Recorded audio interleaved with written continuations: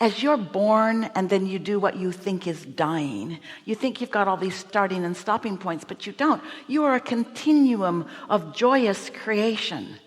Consider that, so you have a bunch of stuff in your vortex and then you croak. We like to be disrespectful of death since there isn't any.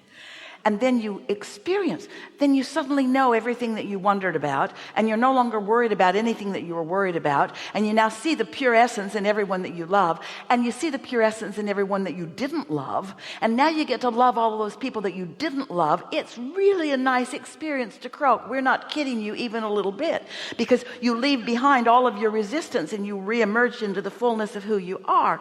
And then you get to ponder, you get to inspire songwriters, or if you're a songwriter, and you get to inspire the carpenter, if you're a carpenter, you get to think further about the things you think about or that you've been thinking about. You get to continue to expand your life because you know how it works. You know who helps you? The people who receive your inspiration. You think that Einsteins of the world aren't connected to the Einstein that was the Einstein, and you don't think that he was connected to the Einstein that was before him. There's this continuum. As this water of creation begins to boil and continues to boil and boil, the manifestations just become more and more and more and more and more. You don't need to worry about regression. There is no regression. There is no going back. There's only more and more and more.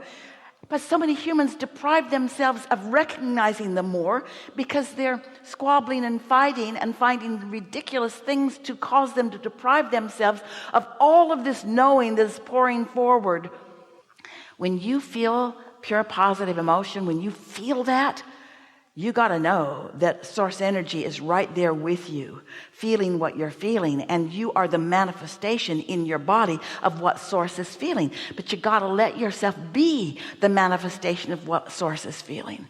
That's how you feel optimism. That's how you feel invincible. That's how you know that it's all about love. That's how you know that it's always going to be okay. That's how you know that you are an eternal being. That's how you know that eternity exists. And that's when you get to understand the importance of you in this eternalness. And that's when you begin to feel worthy and deserving.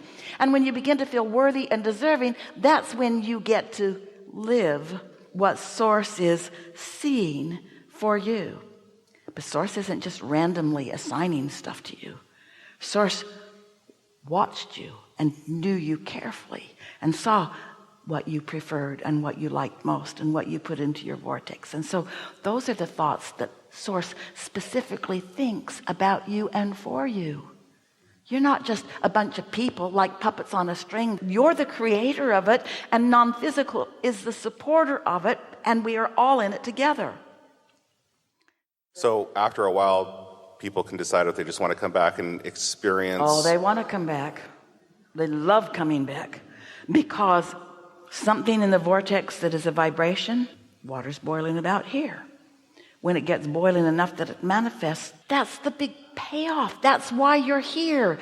If manifestation, see it, hear it, smell it, taste it, touch it, wasn't so divinely inspired, nobody would come. You'd all remain non-physical and just think stuff instead of live stuff and feel stuff and smell stuff and taste stuff and do stuff. Do not underestimate the deliciousness of where you are right here and now, and be the partner, the conscious, deliberate partner with the source energy part of you that exists while you're physical and while you're not, who continues to become, who loves life and always has and always will, while you say, here I am, I don't remember nothing.